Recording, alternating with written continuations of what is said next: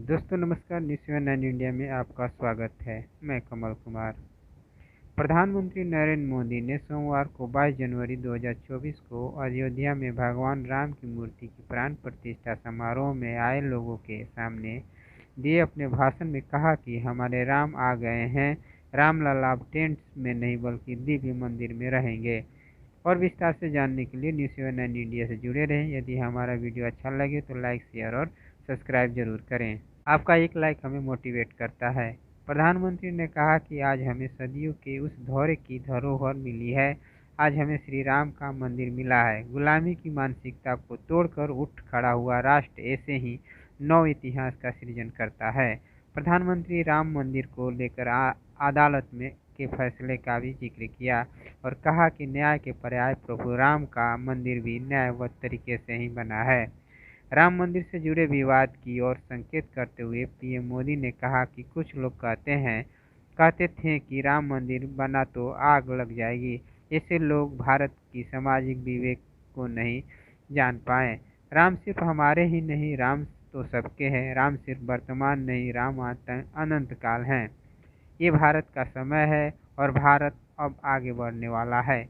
शताब्दियों के इंतजार के बाद ये पल आया है। अब हम रुकेंगे नहीं।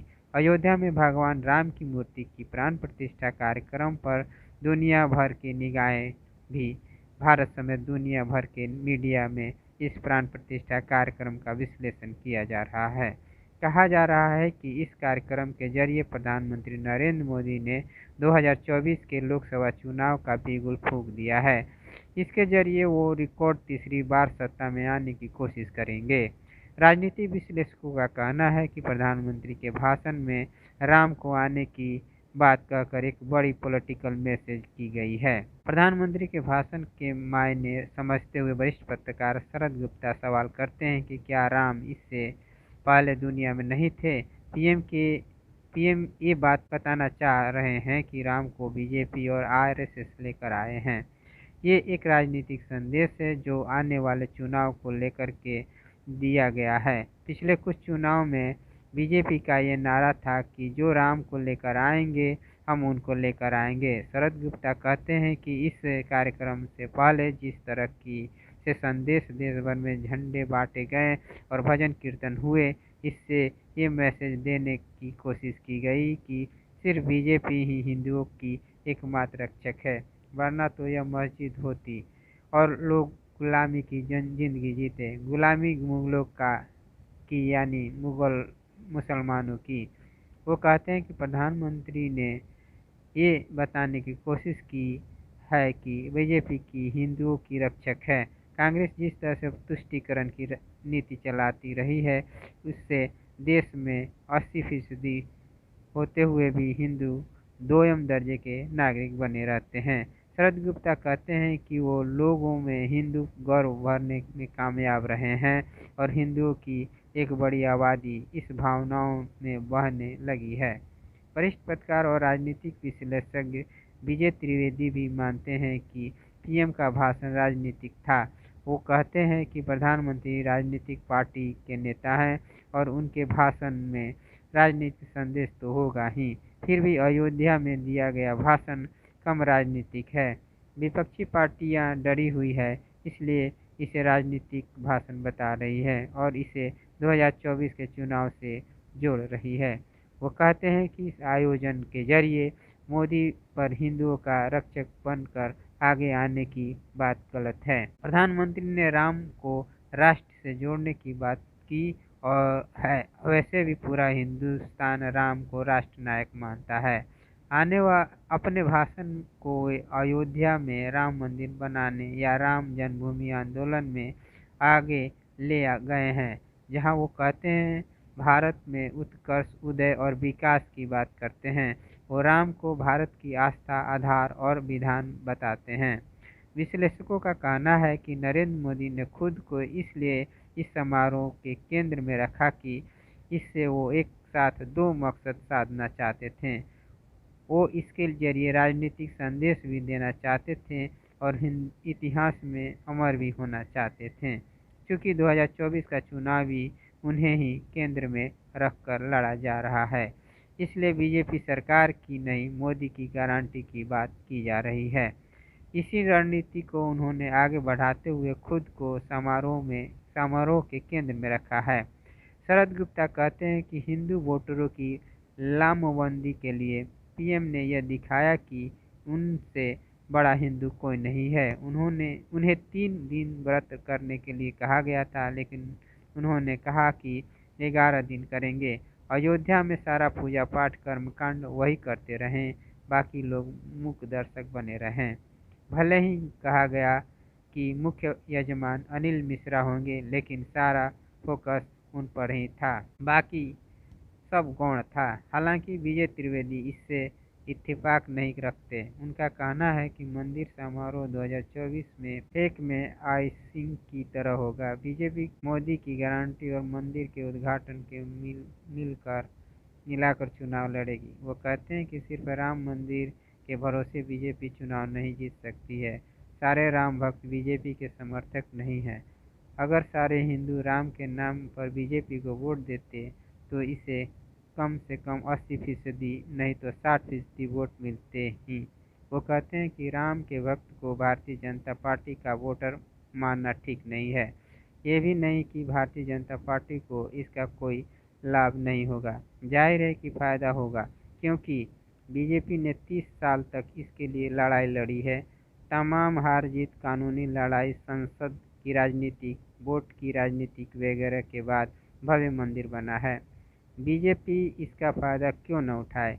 विजय त्रिवेदी कहते हैं, क्या विपक्ष के पास इन दोनों मुद्दों की कोई तैयारी है, चाहे वो राम मंदिर हो, हिंदुत्व का मसला हो या मोदी की गारंटी जैसे नारी की तुलना की टक्कर देने वाला कोई मुद्दा लाने की बात ये बड़ा सवाल है। प्राण प्रतिष्ठा कार्यक्रम के बाद प्रधानमंत्री ने अपने भाषण में कहा, राम आग नहीं, राम ऊर्जा है, राम विवाद नहीं, राम समाधान है।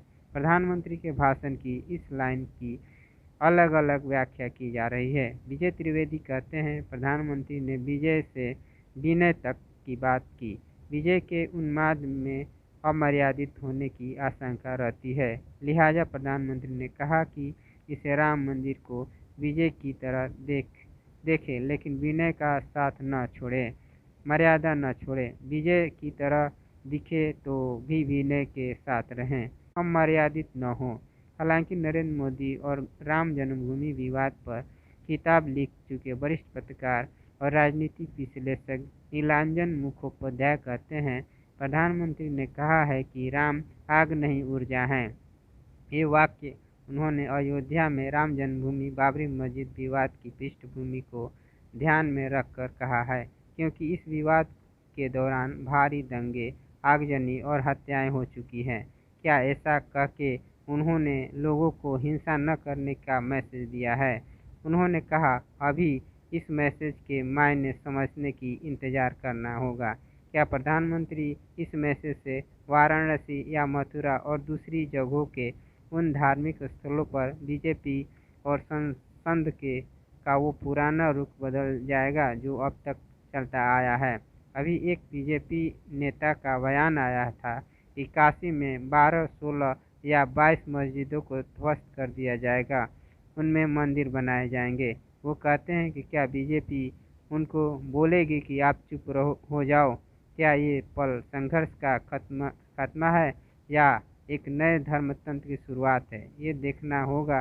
बीजेपी जब चुनाव में उतरेगी तब देखना होगा कि वो क्या नारे लगाती है। चुनाव भाषणों में उनके नेता क्या कहते हैं, वो कैसे व्यवहार करते हैं, वो किस तरह की राजनीति करते हैं, जो नतीजे आएंगे उस पर बहुत कुछ निर्भर होगा कि भारत का चरित्र आगे क्या होगा। वो कहते हैं कि अगर बीजेपी को 303 सीटों से ज़्यादा आ गई तो इसकी व्याख्या कर वो एक तरह के पॉलिसी अपनाएगी। शायद वो और आक्रामक पॉलिसी लेकर आ सकती है। जैसे 2019 में बहुमत में आने के साथ ही उन्होंने कश्मीर का विशेष दर्जा खत्म कर दिया, 3 तलाक के खिलाफ कानून लेकर आए, CAA और UAPA के कानून लेकर आए। हाँ, अगर 272 से कम ही सीटें मिले तो गठबंधन के सहयोगी पर निर्भर रहना होगा। तो ये सारा कुछ 2024 के चुनाव नतीजों पर निर्भर करेगा। इसलिए अभी राम को आग नहीं ऊर्जा बताकर बीजेपी के तेवर में नरमी के संकेत देने का समय से पहले की बात है।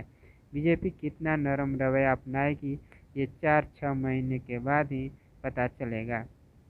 प्रधानमंत्री ने अपने भाषण में कहा, अपने 11 दिन की व्रत अनुष्ठान के दौरान मैंने उन स्थानों का चरण स्पर्श करने के प्रयास किया जहां प्रभु श्री राम के चरण पड़े थे।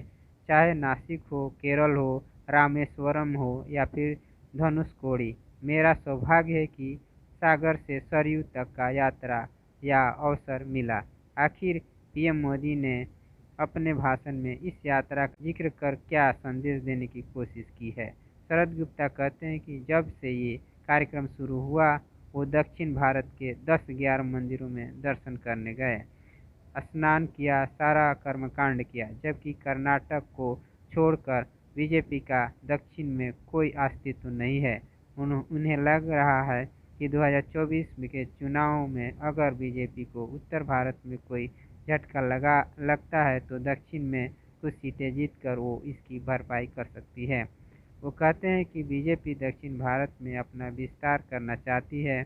मोदी जी का हर कदम राजनीतिक और चुनावी होता है। जिस तरह वो दक्षिण में मंदिर मंदिर घूमे हैं उससे यही संकेत मिलता है।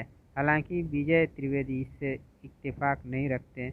मुझे नहीं लगता कि उत्तर भारत में बीजेपी की सीटों में कोई कमी आएगी, लेकिन प्रधानमंत्री ये समझते हैं कि भारतीय जनता पार्टी पर उत्तर भारतीय या हिंदी बेल्ट की पार्टी होने का जो टैग लगा है उसे खत्म किया जाए। मोदी की गारंटी और मंदिर को वो दक्षिण भारत में एक्सप्लॉयट और एक्सप्लोर करना चाहते हैं। नीलांजन मुखोपाध्याय दक्षिण भारत में बीजेपी का पैठ बढ़ाने की राजनीति की समझाते हुए कहते हैं, दक्षिण में बीजेपी की हिंदू मुसलमानों के बीच टकराव की नीति को आधार बनाकर जनाधार बढ़ाने की कोशिश थी, लेकिन ये सफल नहीं हुई, तो उन्हें दूसरे तरीके से अपनाने शुरू किए हैं। वो कहते हैं कि अब वो राम का सहारा लेकर जा रहे हैं। वो एक सॉफ्ट तरीके से वहाँ जा रहे हैं। हिंदू मुसलमान विवाद न छेड़ कर वो सांस्कृतिक संबंधों का सहारा ले रहे हैं। बीजेपी कह रही है कि उत्तर और दक्षिण की संस्कृति एक है, राम आपके भी है, हमारे भी हैं, लेकिन उनमें एक समस्या है। बीजेपी की एक मोनोइज्म की थ्योरी है, nation one people one religion one. Ramayan में भी एक ही राम है। हिंदुस्तान में कई रामायण हैं जिनमें राम के अलग अलग चरित्र हैं। तमिल का कंबन रामायण बंगाल के कृत्तिवास रामायण से अलग है। जो कि रामलीला इंडोनेशिया में होती है वो अलग है, लेकिन राम के विवाद विधिवत्ता खत्म करके उन्हें एक सांचे में ढाला जा रहा है।